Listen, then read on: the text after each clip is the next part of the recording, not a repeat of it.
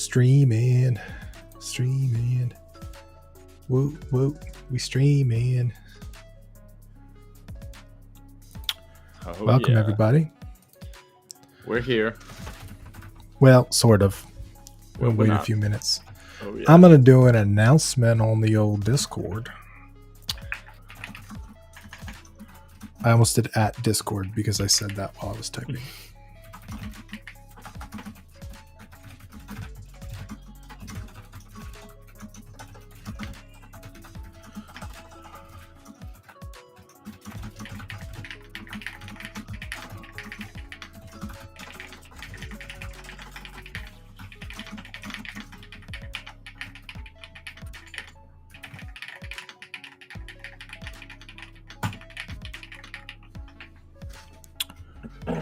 Boom. How's everybody doing?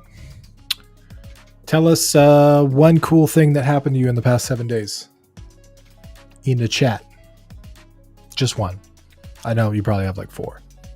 But just one. Okay? Hello, everybody. Dreaming Acacia, Eric, Kira, Nick, some familiar faces. Code with Petit Pois. Hi from France. Bonjour, bonsoir, bonsoir. It's the evening now. Bonsoir.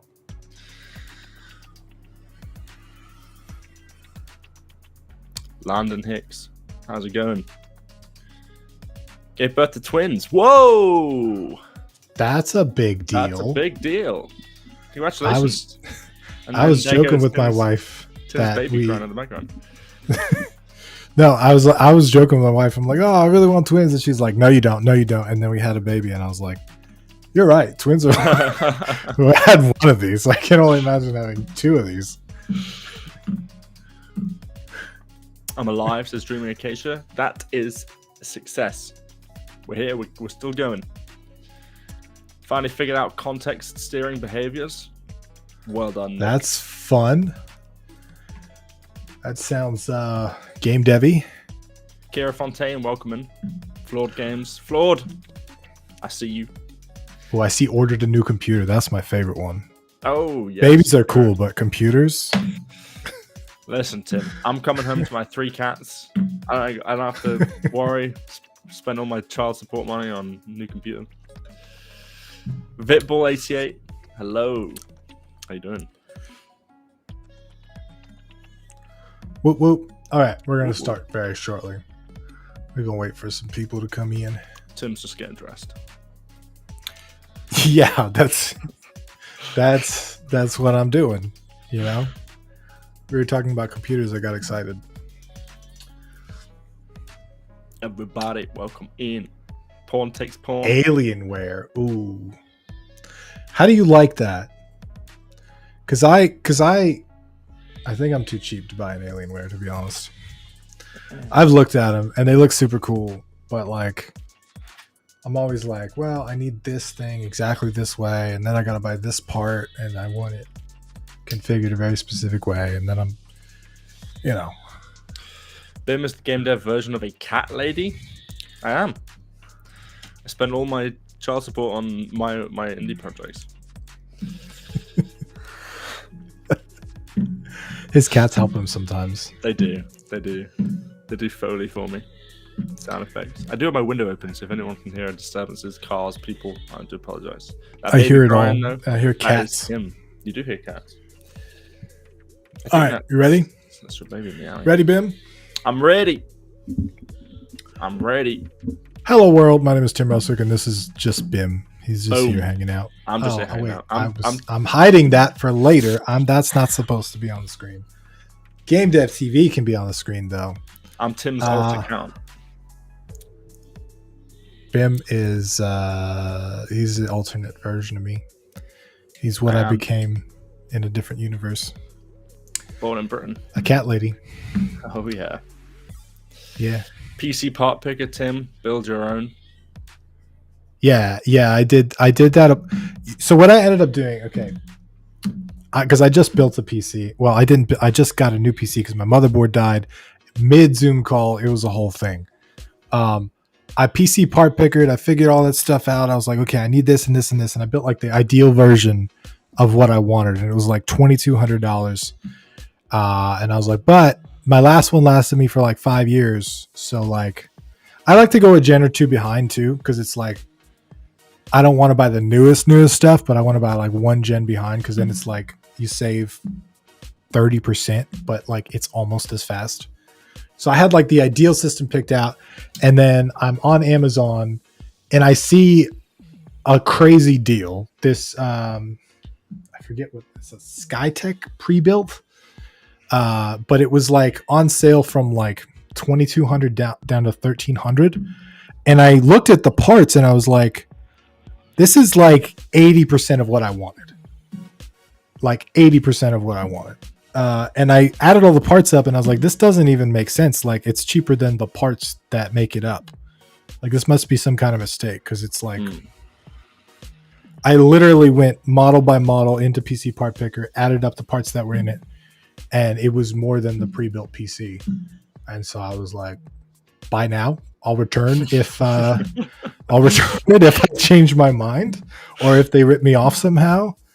Bim is too busy checking his hair. Yeah, I'm just letting Tim go. I'm a pre-built guy. I got my pre-built right here. I don't have time for that.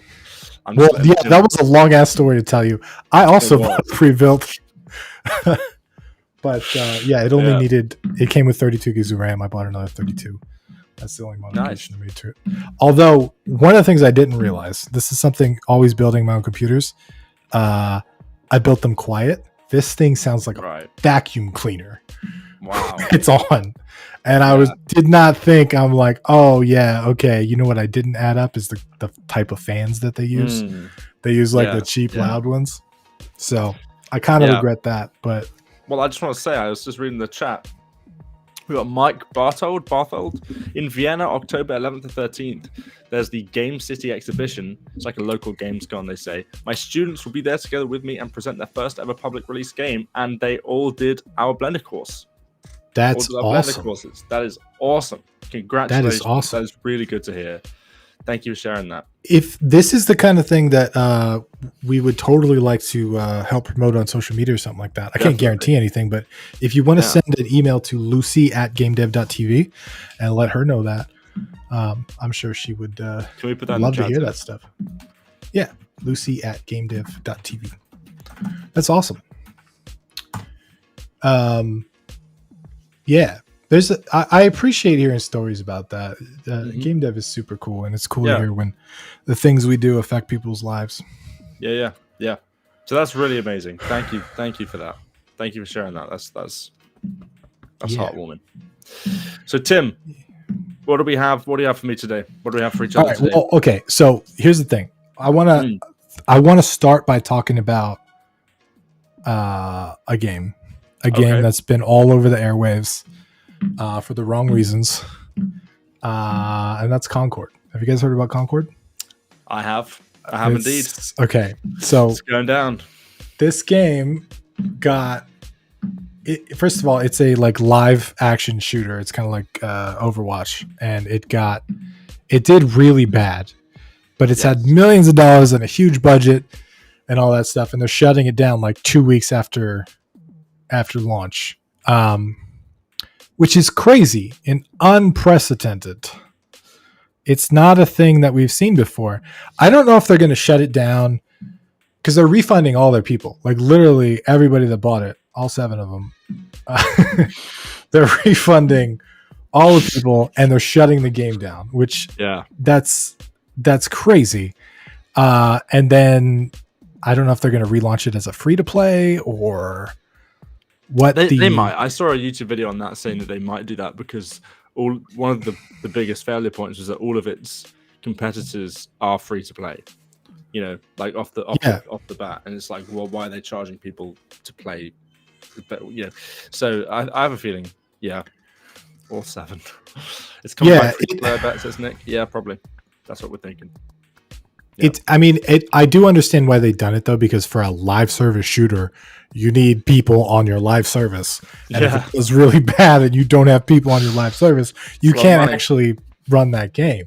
Yeah. But this is not the first one we've seen flop like this. Suicide Squad, there's been a couple other games.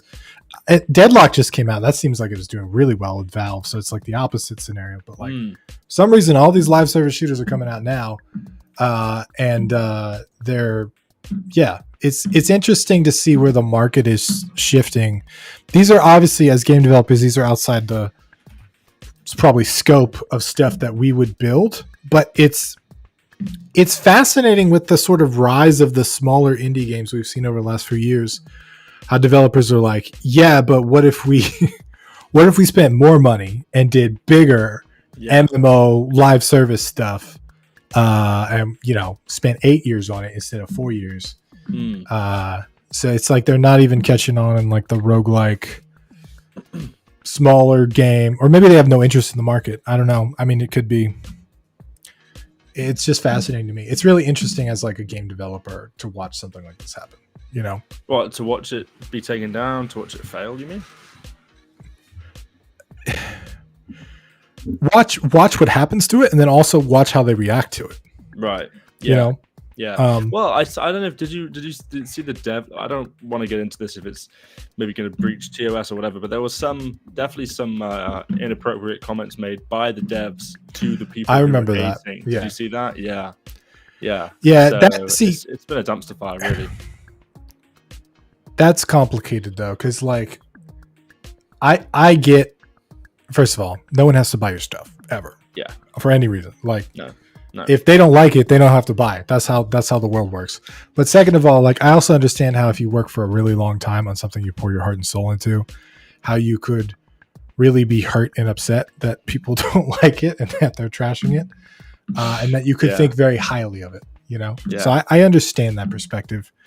But I think you have that's, I don't know. I don't think that's an excuse. I get it. Maybe but I feel like if to quote Theo Von, if I needed to trash talk my my audience, I just write it down. Like I'm not going to say it out loud. But why would I care about a bunch of talentless freaks? I mean, that's such a horrible thing to say. To be clear, I'm funny. Not defending the individual comment. I'm just saying, like, I understand that sort of feeling. This is a very good point. Async multiplayer. If you don't know what async multiplayer is, basically there's synchronous multiplayer, which is like I have to be online at the same time as Bim to play with Bim. Async multiplayer means that I can take my turn, and then Bim can take his turn whenever, like 2 days from now, 2 hours from now, whatever.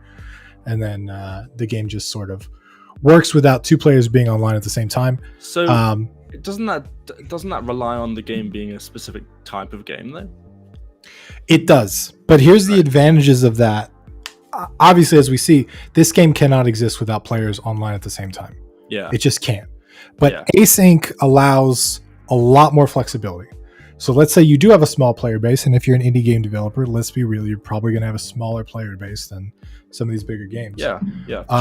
Async is a lot safer because if you make a multiplayer only game and you launch it, it can fail just because it failed. Right. You know what I mean, like it's a sort of spiral where it's like there's less people on the game, so less people are interested, so less people on the game, and it's like a death spiral that just sort of makes it happen. So async sort of solves that. It allows you to make a multiplayer game, but like, allows the freedom and flexibility from that. Making more money, sick of live service games. Definitely, Wolfie. We were talking about this last week, weren't we, Tim, about games that require your internet connection and require you to be logged on all the time. Can the dev take that away from you? Stuff like that. Minecraft servers are technically async then, right? Yes. I would say, Tim, that's what you're getting at. Because on Minecraft, you can hop on, you could do your bits, your friend doesn't have to be there, they can hop on. Yeah. Those are persistent world like servers. Right. I'm not sure if they'd be considered async, but it's kind of a similar concept, which is like, games you can play without being online at the same time. Right. But the difference between like an async game though is usually you could probably get away with a peer-to-peer without a server, whereas like a thing like a Minecraft, you need to have the server online at all times. Right. To sort of have other people join. Or the way that Pal World does it is when I'm playing, I host my server and the people can join. Got it. But you can also have dedicated servers and stuff like that. Yeah. Super Auto Pets is a great example.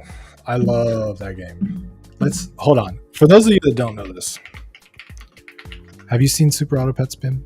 I have not. No.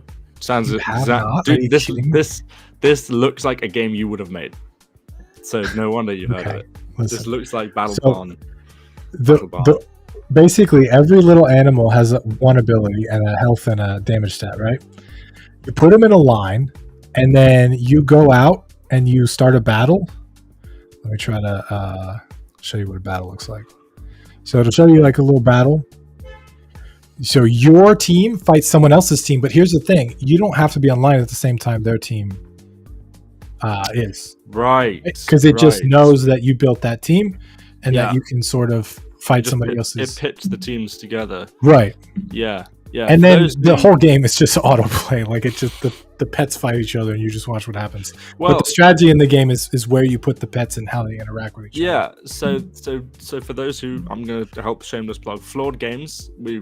I've played tested this game a few times. He's got a game on Steam called Flawed Tactics. It's exactly this kind of thing. I played the shit out of that at one point. It's real good.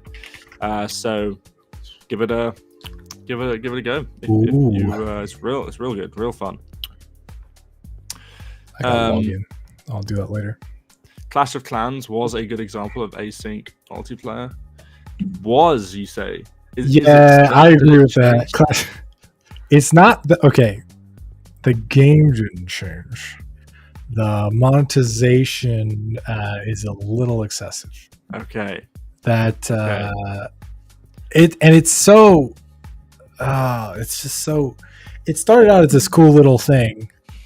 But now it's just like this giant, complex thing that you could sink unlimited amounts of money into.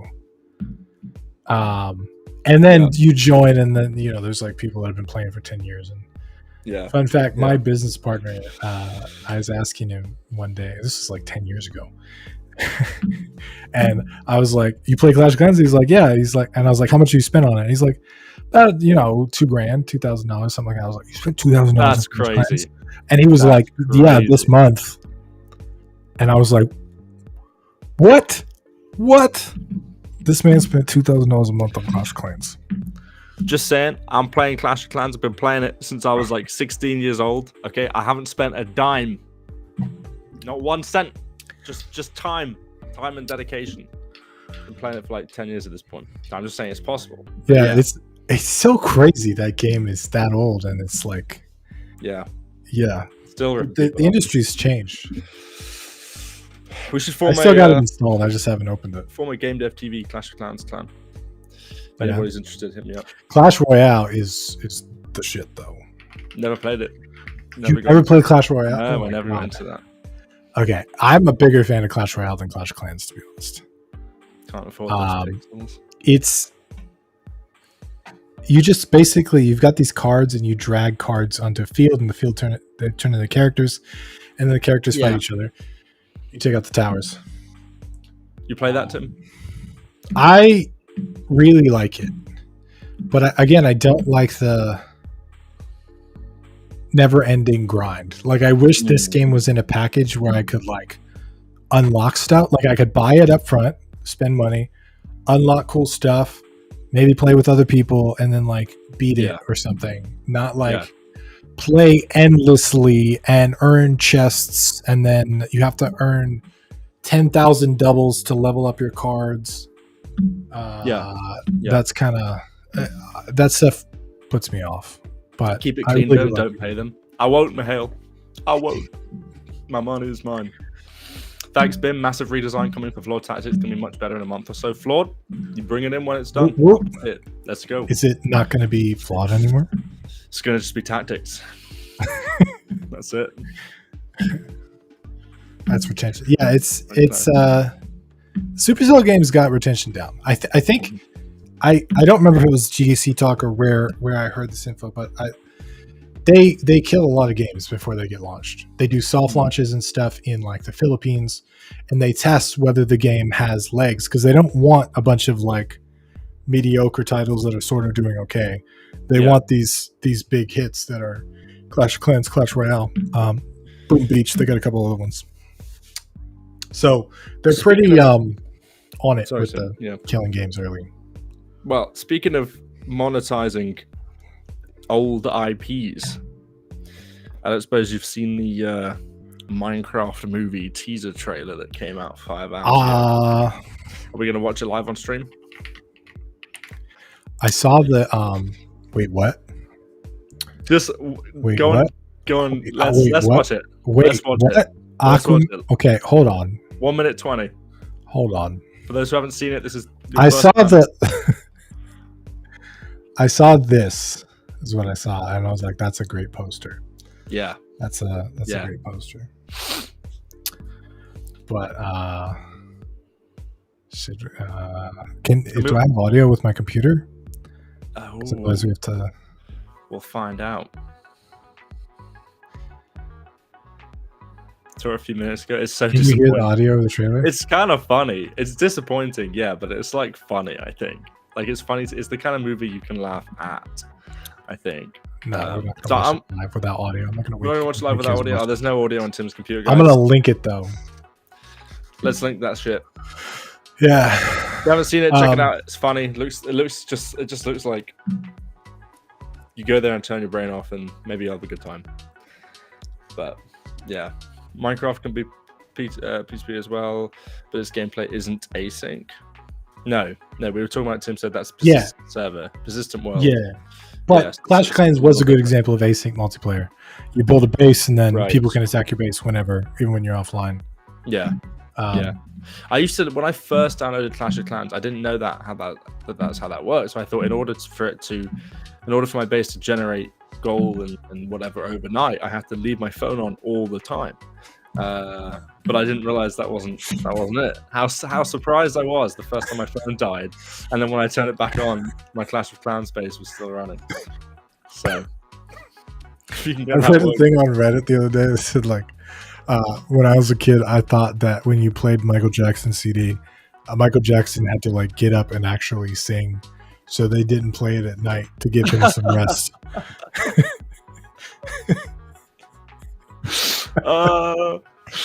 If only. Damn. Yeah, it just reminded me because it's like things that we believe that. There was another game that got shut down recently, called like Days. It was not Days Gone. I can't remember what it's called. It was some like open world survival. It looked really good. I was thinking of playing it. It's not Days Gone. Maybe it is. I don't think. Survival games Steam.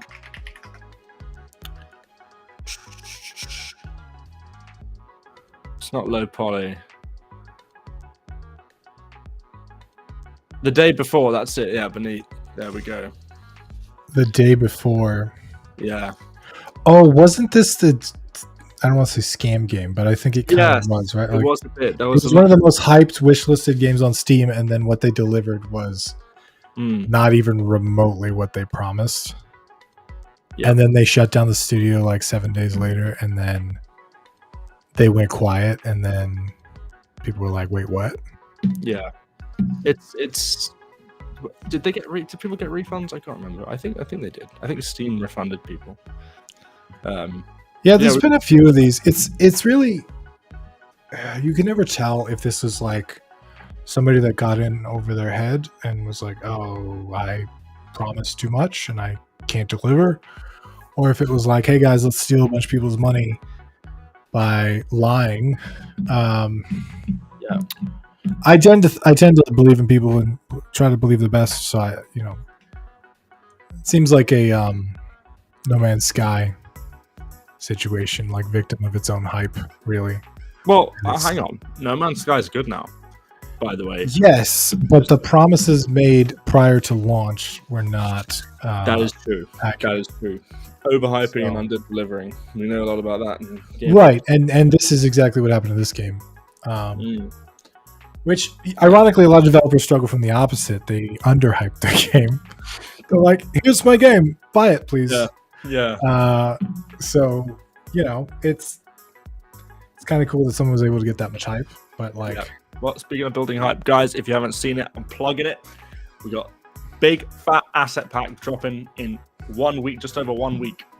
We went all out on the trailer. So I'm just saying, we're not it's pretty. We're hyping it up.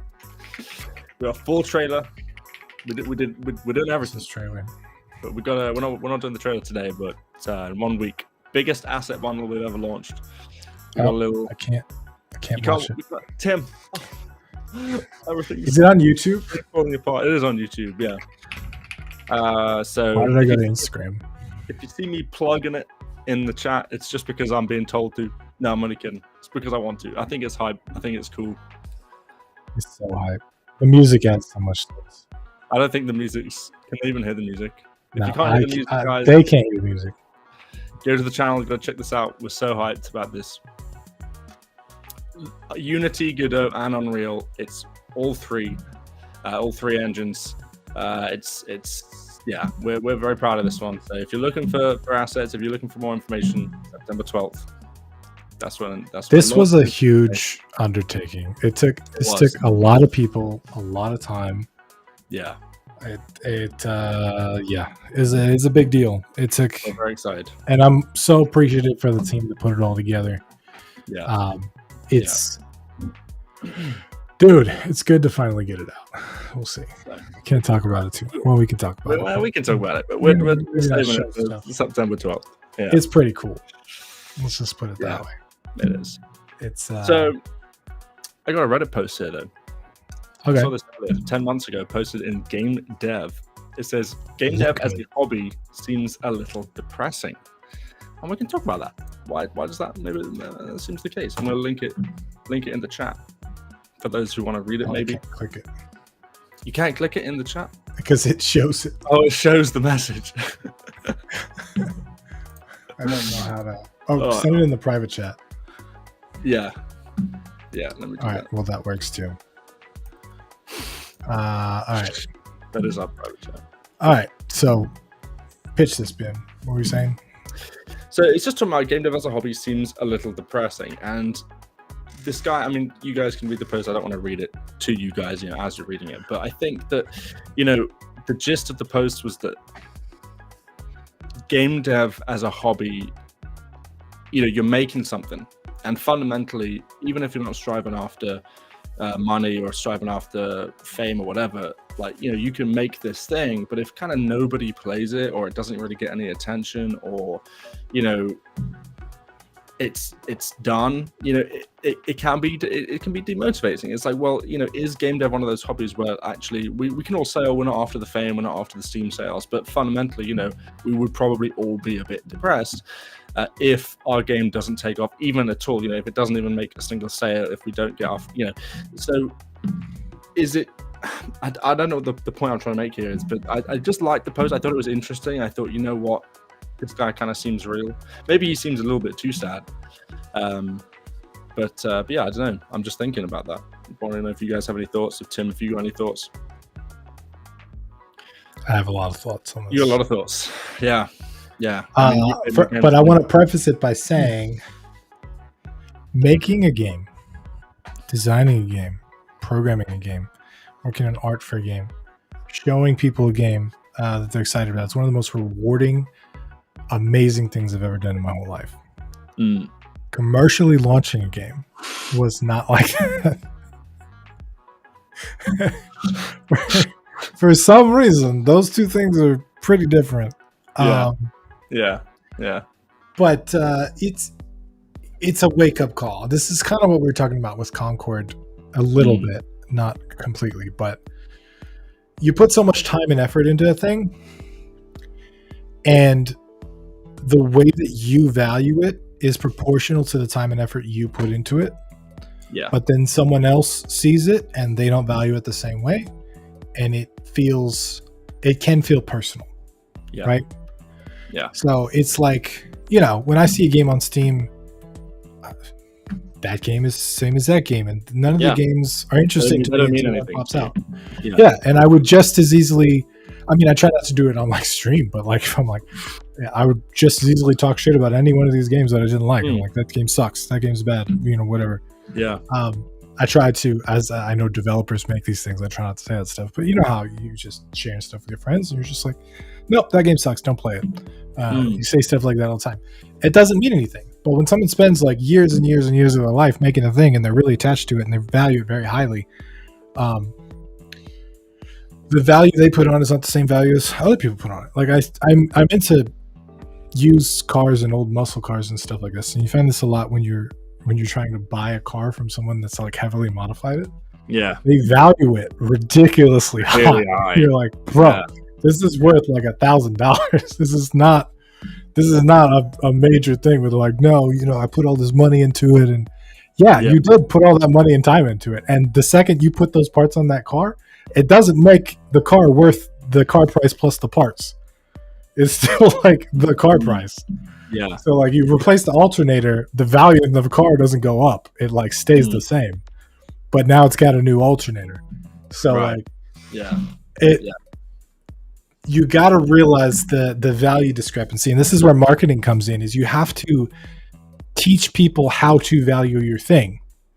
Right? That's part of the skill of marketing. It's not just like, how do I get people to look at my thing? No, once they're looking at it, are they interested in it? And if not, why? Is it a flaw with the game, or is it a flaw with the messaging of the game? Yeah. That's a very good point. Remember this, guys. How do you get people to value the product, not just look at it? Obviously, looking at it is step one, but also how do they get behind it? Yeah. It's a really good point. And so a lot of people are looking for a mix of novelty and familiarity in their lives, right? They want something familiar enough that they can pop in and play and understand, but they want something novel enough that it's a new experience. Yeah. So if you're going to make a game that's exactly like another game and they've already played that game, they're probably not interested. And if you're going to make a game that's completely new, unlike anything they've ever played before, they're also probably not interested because it's not stuff they would go searching for. Right? So that mix is really hard to pull off. And then you have to be able to communicate that as well. Like, this is what's novel and familiar about my game. Eric says yes, but how? Lol. Yeah, well, obviously it depends on what it is you're marketing, on the product that it is, and the genre and the theme and all the rest of it. But it's hard, I guess. Tim, I mean, you were in business for a while. You were in marketing for a while. For those who don't know, Tim, I don't want to speak for you, but you have a background in marketing. I had a marketing company for a couple of years. Yeah, sold it. That's right. But it's hard. It's tough. Yeah, it's extra hard in game dev, to be honest, because like if you're selling business software and your business software, like, I don't know, converts bank PDFs to spreadsheets, right? And like people really need that because they only know how to download PDFs or whatever. So they'll go search like PDF to spreadsheet converter. And that's how you market your software, is like PDF to spreadsheet converter. It converts PDFs to spreadsheets. And then you're like, cool, that solves my problem. Buy now. It's a solution. You got a problem. Here it is to do it. Yeah. And that's super clear. But with a game, it's like, well, what problem are you solving? What thing? Why should I care? Is the question they have. Like, why should I care? And the only, from my experience, it's easier to discover this stuff than to design it. So what I mean by that is, even me, who has experience in marketing, sometimes I would like write copy, but generally what I would do is I would let people play my game and I'd be like, describe this game to me. Like, how would you describe this to a friend? Like, tell me about it. Like, what did you think about it? What did you like about it? What did you hate about it? And generally you'll notice that people describe your game in a certain way. And if they liked it, they'll describe it in a positive way. Right. And those are the words that usually resonate with other players, because that's someone that had no hand in developing, that they played it and that they could describe it to you. This is why a lot of people do demos in conventions, because what happens at a convention when you have your game set up is people play it over and over and over again very rapidly. You get to watch what they do, how they play it, what their face says, whether they like it, whether they sit there for 30 seconds or 10 hours. You get to watch all that live. And it's like a very focused, very rapid feedback session. And you get to talk to people immediately, like, what did you think about it? Did you hate it? Did you like it? And so you can come out of a one-day convention with a very clear understanding of what people like about your game and what they hate about your game. And that's way better than like trying to get stuff online, because it's like all in one day, very focused. And you can just kind of. It's very interesting what you said about, ask them, the words they use those words, right? Because I feel like when you ask you let someone play your game, you're asking for feedback, you're asking for technical feedback, creative feedback, whatever. I feel like if you ask them to describe it, and they describe it in a way that you didn't envision, I feel like a lot of people would, and me included, I can imagine doing this right now. Somebody describes my game using a word that I didn't intend. Instead of doubling down on that and using that, and I would actually be like, well, I failed. That's not what I intended. That's not what I envisioned. I'm going to go back and just remake the game. I'm going to go back and change this, change that. When actually, I don't need to do that. I should be doubling down on what it is that how they viewed it. Especially if you have 10 people play it and 3 or 4 people say the same thing, right? Where they use the same words. Right. Those are your magic words right there. Yeah. That's what people are looking for. What a lot of game developers do, which I understand, but it's kind of a mistake, is they'll list the sort of features of their game. So they'll say 37 levels, 4 different character skins, and it's like nobody really cares about this stuff. Like, I know as a developer, like, what is in this game that people would want? Like, oh, I made 37 levels. I get it. Like, I even did this for Phobia at one point because I was so lost in it. And I was just like, I made 100 levels. So, like, guys, it's a lot of levels. That's it. That's the hook. Yeah. But that doesn't tell you anything, right? It doesn't tell you why you should be interested, what's exciting about it, what's interesting about it. There's this concept in marketing called, like, benefits versus features. And the idea is that, like, a feature of a car is air conditioning. But the benefit of air conditioning is that it keeps you cool on a hot day. Right? And you should try and sell the benefits of something versus the features. Right. So 100 levels would be the feature, but like whatever type of game your game is, like if you got procedural generation, right? So rather than unlimited levels, which is the feature, it's like never-ending gameplay is like the benefit. Right. The benefit. Yeah. That's really, guys, if you want live free marketing degree every week, come listen to this degree. I'm only kidding, but this guy, it's marketing is huge, and that's some great advice right there. That is. I'm writing this down. Where's my pen at? Sell the holes, not the drill. Exactly. Sell the holes, not the drill. Oh, beautiful. Beautiful. That's a good question. Curious about this. How did you get streamers to play your jam game? Did they find it on their own, or did you reach out to them? Me personally is not the path most people would take, because by the time I started game jams, I was already a content creator, so I had sort of an audience built in. Caused some controversy in the Ludum Dare one day, but that was a long time ago, and people were like, "Hey, how did you get all these 5-star ratings?" I'm like, "People like my game," and they're like, "No, you're not. No, you didn't. You told people to go rate your game." I was like, "Yeah, I did. Everyone else does that too." Yeah. But anyway, the best way in game jams to get someone to play your game is to play theirs. Well, I think that's what Solo actually just said. There are other game devs who took part in the jams that were playing the games on stream. Yeah. Play other people's games. Yeah. There's a lot of streamers that will play, especially Ludum Dare. There's a lot of streamers that'll play Ludum Dares. So it depends on the jam. But if we go to Ludum Dare, I'm sure you guys know this, but just for the people that haven't done a jam before, Ludum Dare is one of the biggest game jams out there. September 30th. Wait, is this going on? Oh, it's coming out soon. All right, I can't actually. How do you look at older events? Can you not do that? All right, whatever. Well, anyway, the way that it works is Ludum Dare, okay, 56. So the way that when games get published on Ludum Dare, they automatically get ranked by the smart setting. This basically ranks people it ranks their games by how many games they've played and rated. So the more games of other people's you play, the higher up in the rank your game will show, which means the more people that will rate your game. And it's a really cool system. Not all game jams work like this, especially ones on itch, but we did something like that, didn't we? I can't remember if maybe not GameDev.tv, but there was something Was there Game Dev Underground jam like that? Do you remember? I don't know. Like back in the day. If there was a setting on itch to do that, I definitely did that. Yeah. I don't remember. But yeah, so generally the more so the step one of getting your game played by streamers is actually getting your game played, right? That's the first part. So just get visibility, play other people's games, rate people's games. When you're going in to play someone's game, leave them a comment, say, hey, I played your game, this is my feedback, here's a link to my game if you want to play it. You can just say that too. So straight up do that a bunch of places.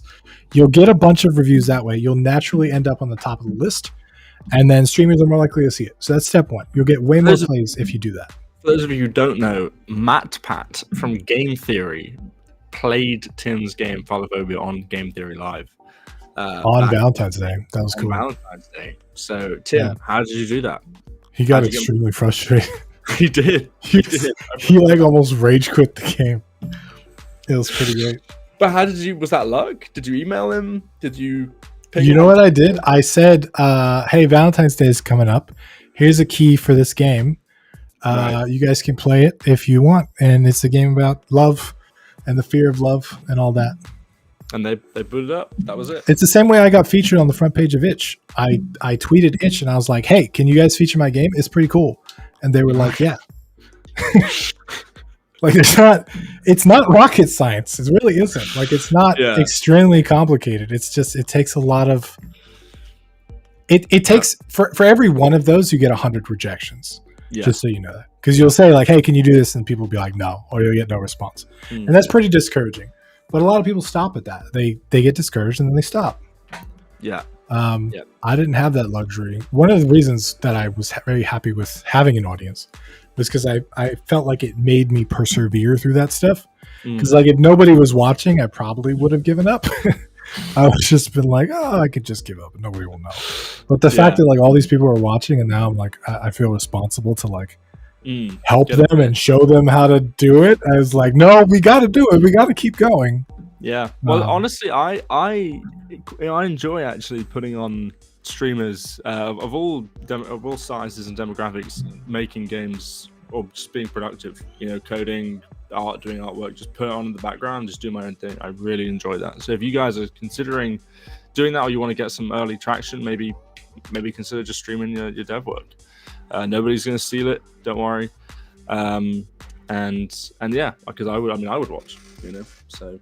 Definitely do that. It'd be really complicated to steal somebody's code from watching their stream. Exactly, or even their ideas. Because although I was gonna say I did get private keys stolen one time, so don't show your private keys when you're coding on a server, because then people will take those keys and do weird things with your Discord notes. And don't show your credit card information either. Because you did that. Don't do that either. Don't pull up a PDF that has all of your credit card information and your address on stream. Don't be like, "What's this file?" and then double click it and then realize, "Oh yeah, it has all of your stuff on it." Don't do that. Say not to monopolize because this is super good info, but also curious about pricing your game. Currently deciding whether to charge anything for my first game that is in progress now. That's a good question. It's in progress. How is it?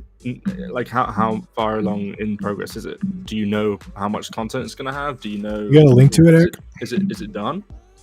You know, is it like 90%? You got a Steam page. You got an itch page. We'll have a look. Yeah. Pricing's complicated. Here's the thing. One of the things I can tell you about pricing is people think there's a 1-to-1 ratio between the price you charge and the amount of people that buy it. So they think if they double the price, they half the people that buy it. Generally, that's what they think. Like, it's twice as expensive, half as many people buy it. And that's not true. But it's not true. There are some instances where you increase the price and you also increase the amount of people that buy it. People buy it. It happens. It sounds counterintuitive, but it happens. So take that out of your mind, first of all. Don't think about, if I, do this, then people aren't going to buy it. What you're trying to do is maximize it. There is a sweet spot in there somewhere where if you charge it this price, you're going to make maximum amount of money, right? You just got to find that. That's the tricky part. So, Tim, would you say you let's say you have no marketing experience at all. You got no pricing experience. What's your first step? Do you go on Steam and you look for similar games? Do you think, okay, how long did I spend doing this? Yeah, you go on Steam, you look at other games. Yeah, and I think that's the best method because remember, their first question is why should I care? Right? Sometimes the why should I care is not higher than the price. Right? Sometimes I see a really cool game, but it's like $40 on Steam, and I'm like, I'm too cheap for that. I'll wait for a sale, But if that price was right in that moment, I probably would have bought it. But there's also scenarios where the opposite happens. Actually, this happened with XCOM. What's the little like mobile game? Not mobile game, but they made like an XCOM. They made one after XCOM 2. That's right. I forget. Let me look at the. I'm not familiar. Completed some jams. Curious now. General ideas for Chimera Squad. This one. So this game launched at a 50% discount. And I love XCOM. But one, this looked a little bit different than XCOM, and it launched at a 50% discount, and that made me suspicious. Right. It launched at $20, and then it was 50% off for $10. Yeah. And I was like, that's a good price. That's a good value, but why though? So I didn't buy it. And it got mixed reviews. And, I ended up buying it anyway because it went on sale after that. And I was like, I still love XCOM. So there are times where like things are too low. There's definitely games I've passed up on Steam that are like $2.99, $1.99, and I'm like, I'm suspicious now. Gonna bounce, go lots. See you, Wolfie. Thanks for hanging out. Wolfie. Appreciate that. But yeah, I've definitely seen some questionable pricing. I think, but I don't know though. Did the reviews come before the pricing though? Because I feel like did that throw you off, or was it the pricing that? No, launch day there's no reviews, right? Well, right. But I mean, like there could have been early access reviews, or I don't know. But no, it was. It just seemed like a really weird. It seemed too cheap for what it was, and I would have bought it if it was 20% off. I think this is a really interesting. I know that's weird, but counterintuitive, effective underpricing a game. Yeah, definitely. It's definitely. I don't think it's all the time. If I see a game, but it is. I do want to point out that it's a thing because people with that 1-to-1 price ratio thing in their head, they think cheaper, more people. Right. So if I half the price of a game, I'll get twice as many people to buy it, and that's not true. You can get the same amount of people to buy it by having the price.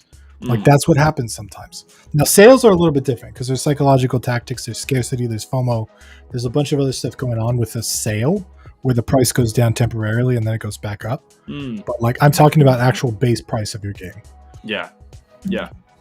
Completed some jams. Curious on how you generate ideas for longer projects. Says Zach Huffman. Personally, I'm a solo dev and I want to create a lot of the assets myself. A lot of 2D assets don't mesh or are overused. How you generate ideas for a longer project? I mean, that's a different conversation, but I mean, that's just, I don't know. Yeah, that's a whole can of worms. Yeah, the ideas for longer project is different than assets myself. Creating assets yourself, which is different than 2D assets not meshing. I'm going to start from bottom up if that's cool. I've done this before. First of all, I think some of the best looking games that use asset packs, they modify their asset packs. Yes. It's kind of called kit bashing, which is like you take a bunch of asset packs, you put some kind of filter over them, and you make them all like work together. There are easy ways to do this, and there's hard ways to do this, especially 2D. One of the things I did with my game, Battleborn, it's really subtle. It's really weird. But when I was making a bunch of animal sprites, you guys probably won't even be able to tell this, but Battleborn Tactics. The colors didn't quite match, and it felt a little weird. But one of the things I did to make it feel coherent is there's actually a transparent brown image over the top of the whole game. I just threw a brown PNG at like 10% opacity over the top of the game. And that gave a slight tint of brown to all of the whites. It gave a slight tint of brown to all the different colors. And it made any color that was a little too hot just sort of mesh better together. And you can do a lot of stuff with post-processing effects or things like that to take seemingly different looking assets and make them look like they came from the same pack or something like that. Yeah. There's a lot of stuff like that. So I recommend looking into that, first of all, because just because assets look differently doesn't mean automatically that you can't use them. It just means they might need some modification, or there might be some post-processing sort of effects or stuff you could do over the top to make everything match a little bit better. I mean, take that with a pinch of salt though, because I think the assets have to match enough to begin with to be pulled together. You can't do that with everything. I've tried, but no, there are definitely different styles. Like, well, you're making a pixel art game too, so like even the pixel types are pretty important for that definitely stuff. I think my main issue would be the clash of artistic styles of assets. Yeah, I mean, right. I do a lot of, or I did. I don't have the time much these days, but my journey of game dev started in the Gary's mod and modding Portal 2 and Half-Life and CS:GO, making custom maps and stuff like that. And there's a whole heap of assets and so much stuff on the Steam Workshop. But the most annoying thing I found about it was like, none of these things fucking look the same. They all look like they're from a different world, it's like I can't, and so that actually inspired me to learn how to make my own models and move into game dev, because I was like, I can't be dealing with this. But yeah, I had trouble finding which, by the way, 3D is a lot more forgiving than 2D in that too. Really? So really? Yeah. 2D, okay. You're given an actual image with colors and the way that it is, and like that's what you get. With 3D, you can change all kinds of effects and shaders and textures and all kinds of stuff. And the textures and the colors are usually things that make it match or not. Like definitely, there's some mesh style stuff, especially with like low poly stylistic kind of deal. But the colors are big reason why they don't match for 3D.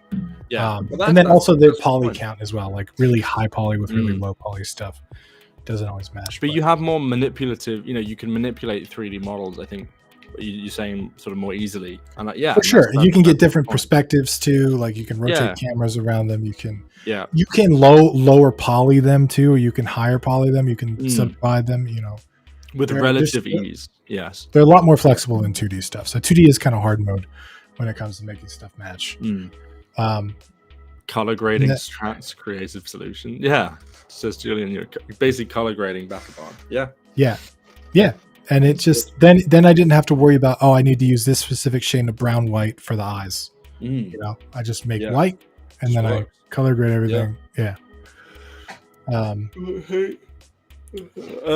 Pixel art, one of the problems is trying to find 16 by 16 or 32 by 32. I get that. That's there are programs that you can check out. I don't know if any of these will be directly applicable to you, but what is that guy's name? Manu Dev.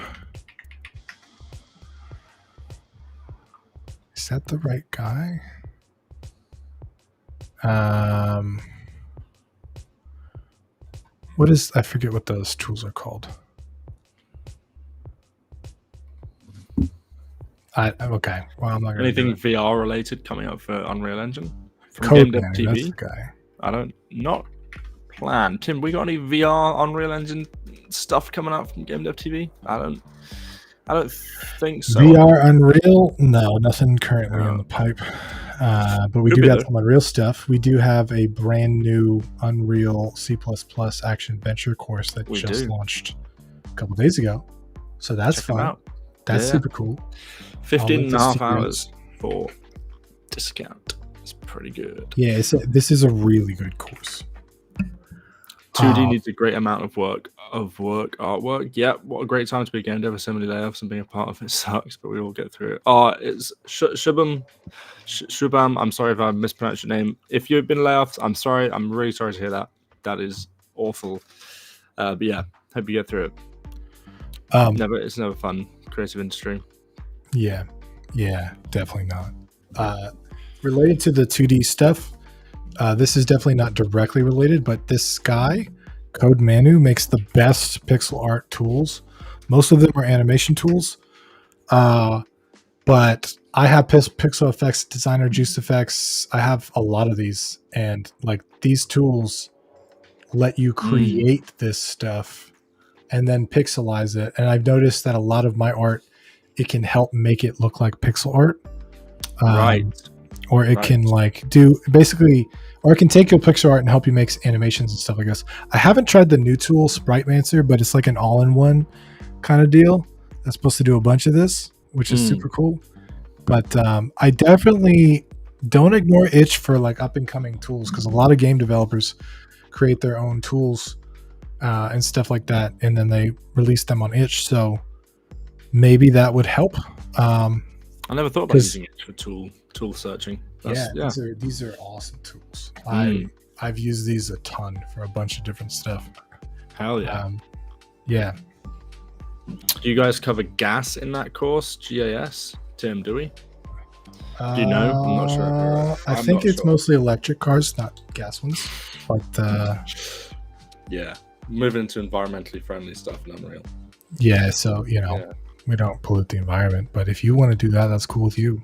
To each their own. I don't. Not sure. To answer your question, I can. Not sure. I don't know. If it's not listed, probably not. But one of the things you can do is you can go down here to the curriculum and have an old gander.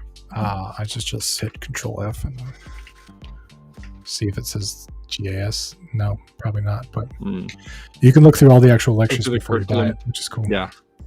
Take a look.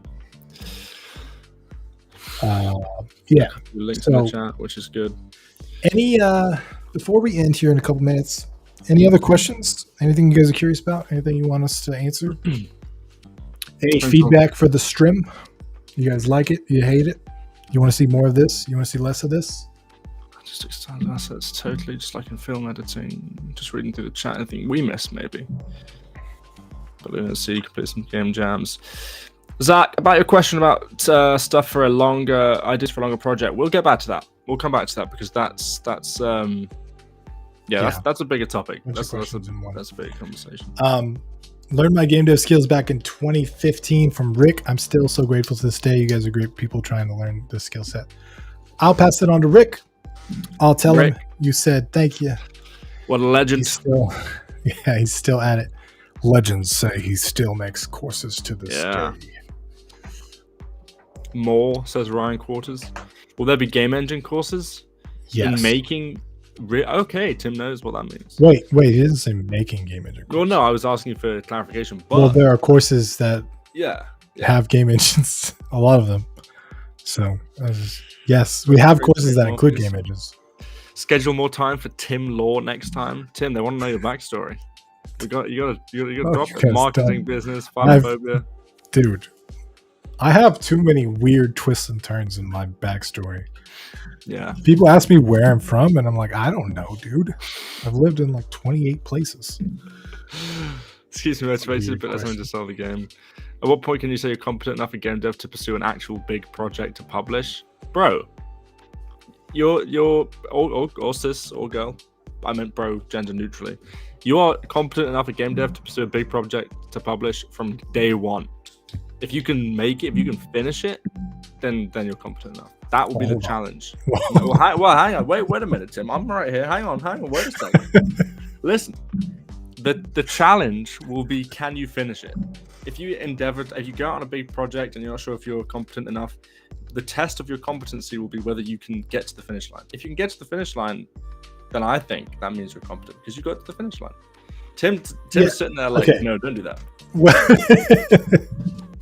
He's like, there's the let's inspire people to make games, and then there's the let's be honest about how big of a journey this can be. Well, but I think the truth is somewhere in the middle. I agree with you. I think you have to be dedicated enough to see it through, and you have to expect that it's not always going to go your way, and things are going to get weird and get complicated. Tim, we got some audio issues. You just cut out.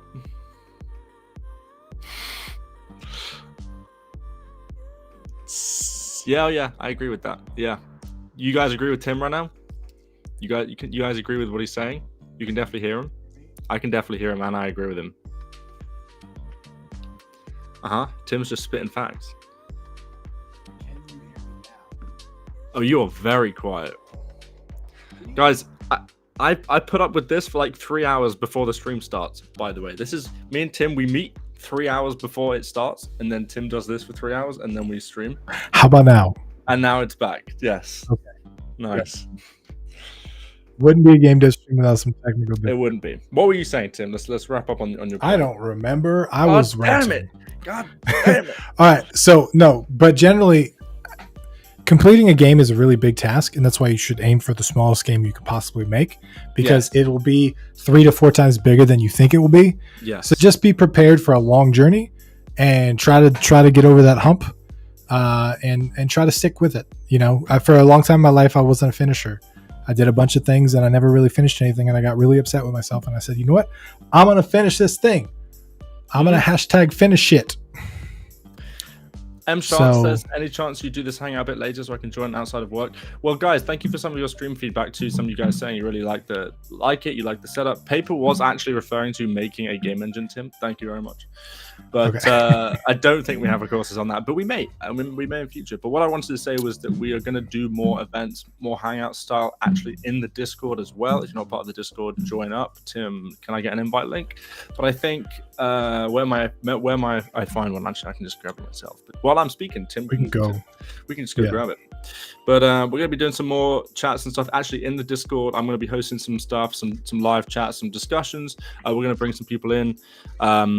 We got 1 or 2 of them on the horizon, ready to go. So if you guys want to take part in those, obviously you'll have plenty of notices beforehand. But yeah, so join the Discord and we will get those set up. Kira says, just keep going. Look, I would, but I got to feed my baby. Tim's got to feed his baby. And your baby kittens. My baby kittens. My baby is my game dev project. You're a cat daddy. I am.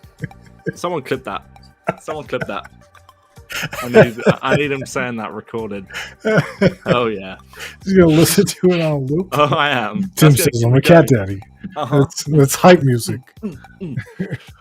Just keep going. So yeah, join the Discord link, guys. If you haven't, a Discord calls. Which Discord channel should be hanging for ongoing development chat while we work? That's a good question. Lounge is pretty good. You mean voice channel? Ongoing voice, development. I'm assuming chat. They mean just channel and text. There's course specific ones, there's engine specific ones, and then there's just like general chat. So there is just voice hangout. We will utilize that more. So one of the things we're aiming to do, I say this at the end of every stream, but I will say it again for those who miss it. But one of the things, we started doing these streams. One of the things we're aiming to do is make GameDev.tv a little bit more community focused as well, and like hanging out and having more events and just chilling out and talking game dev and stuff. So we're big on that at the moment. Starting out with these streams, and then we're going to move into events and chit chats and stuff like that. Yes, the Finish It course is still available, although as you can tell, it's quite outdated. I wouldn't say outdated. I think Rick looks like a young, attractive male. He does. Look at that man. There is a Rick edit somewhere on the GameDev.tv YouTube channel, hyping that man up. So. Anyway, thanks for hanging out today, guys. We appreciate it. We know these streams are short, but we leave you wanting more, and that's always good. We don't want to overdo it, but we'll be like I said, we'll be really pushing some community stuff in the next couple of weeks, and hope to see you all there. Yeah. And real quick, I will tell Ben, if we find him that you said hi, we're still looking for him. We're still looking for Ben. Yeah, it's a long story, but if we find him, we'll tell him. I think there's like a GameDev.tv ARG about finding Ben. So if you guys find some notes in places and stuff leading to his location, let us know and we'll we got a couple of cryptic notes, but we do. Yeah. Still working on puzzles, trying to solve it. All right, everybody. Thanks for hanging. Appreciate you. Have a good night. Bye. See ya. This is the part where we say good night. Good night. That's what I meant to say. Good night. Well, it's good night for you. It's like good afternoon good night for me. It's good afternoon for you. And some people are still at work, so oh yeah. Time for them. It's All right. I'll see you later, everybody. Thanks for hanging. Guys.